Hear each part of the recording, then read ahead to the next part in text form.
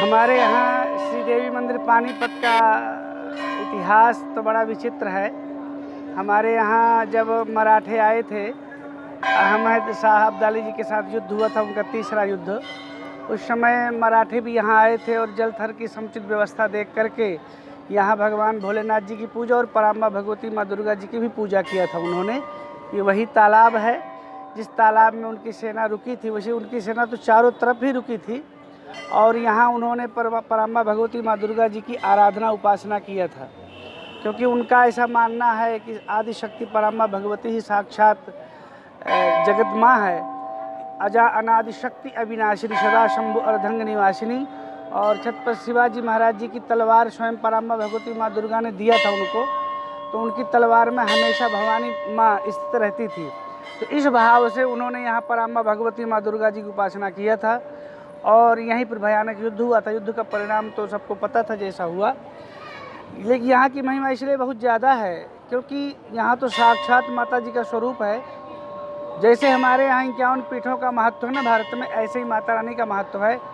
आप माता रानी के यहाँ तीनों स्वरूपों को देखोगे, प्रातःकाल बाल रूप, मध्याह्न काल के समय युवा रूप और अंत में अब इस समय जो दर्शन हो रहा है सायंकाल, वो माँ के रूप में होता है। पराम्बा भगवती माँ दुर्गा की उपासना शक्ति की उपासना है। वो शक्ति चाहे द्रव्य शक्ति हो, चाहे ज्ञान शक्ति हो और चाहे क्रिया शक्ति हो। संसार का कोई भी सुख बिना शक्ति के संभव नहीं है।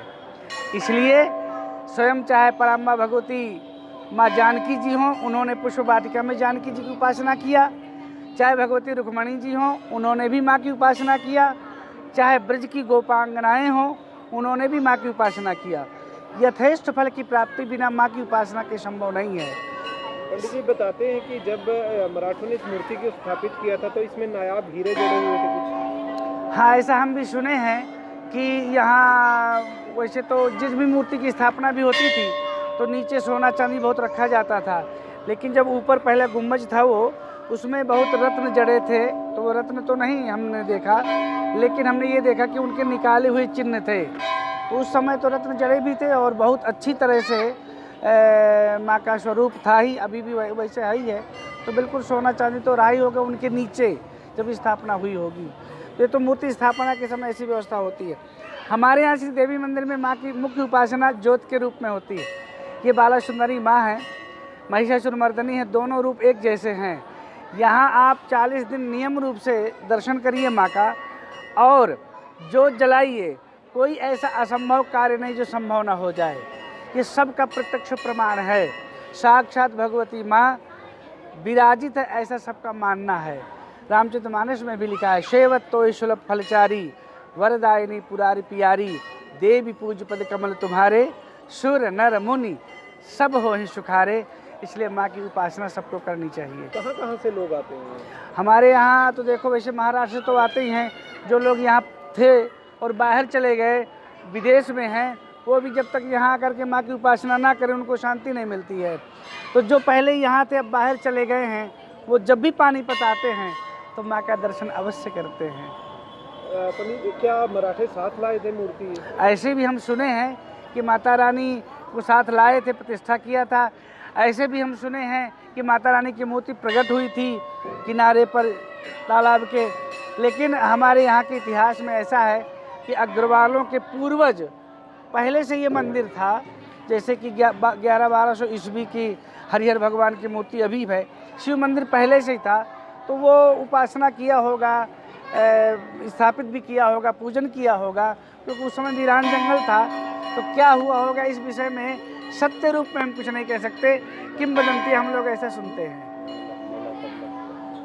मेला कब लगता है? हमारे यहाँ नवरात्र, वैसे तो 4 नवरात्र, गुप्त नवरात्र चल ही रहा है जैसे, और एक माघ में होता है, लेकिन प्रत्यक्ष नवरात्र 2 होते हैं। बसंत ऋतु में चैत्र मास के शुक्ल पक्ष में एकम से अष्टमी तक, और शरद ऋतु के आश्विन शुक्ल पक्ष के एकम से अष्टमी तक। तो ये जो 2 बार नवरात्र प्रकट रूप में होते हैं उसमें बहुत भीड़ होती है। करीब 400-500 ज्योतें अखंड जलती हैं।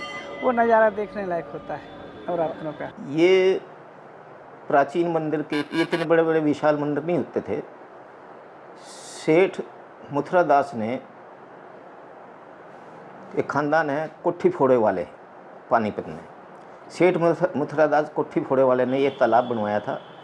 और उससे पहले जो 1,60,000 की कीमत से तालाब बना था, जिसको देवी तालाब के नाम से जाना जाता है, उससे पहले तालाब के बनने से पहले देवी मंदिर के अंदर जाने के लिए मंडियाँ थी यहाँ सभी देवी देवताओं की अलग अलग, भवानी दुर्गा की, काली का, शिव जी का, हनुमान जी का, ये छोटी छोटी मंडियाँ थी और मंदिर थे। तो आदमियों के लिए घाट खुल ओपन थे, औरतों के लिए बंद थे। जो देवी तालाब पे तहसील कैंप की साइड पे बंद वो घाट थे, जो अब बिल्कुल ख़त्म कर दिए गए। अब रेलवे स्टेशन डिक्कियों में आता था। जब डिक्कियाँ ओवरफ्लो हो जाती थी, उन डिक्कियों से रेलवे लाइन के किनारे से और आर्य कॉलेज के साथ से रजबाहे के थ्रू जीटी रोड क्रॉस करके इस देवी मंदिर के तालाब में पानी आया करता था, जो जिसको आज पश्चिमी जमुना नहर भी कहते हैं, पहले शाह नहर हुआ कर के नाम से होती थी। इसको देवी मंदिर में आदमी औरत को जाने के लिए, दर्शन करने के लिए या पूजा पाठ करने के लिए पहले तालाब में नहा करके जब पूजा अर्चना करने के लिए जाते थे। और इतना ये विशाल देवी मंदिर नहीं था, बस ये था कि वैश्य समाज के लोग आया जाया करते थे। और यहीं पंडित बालेराम 1761 की लड़ाई के वक्त पंडित बालेराम यहाँ के पुजारी हुआ करते थे।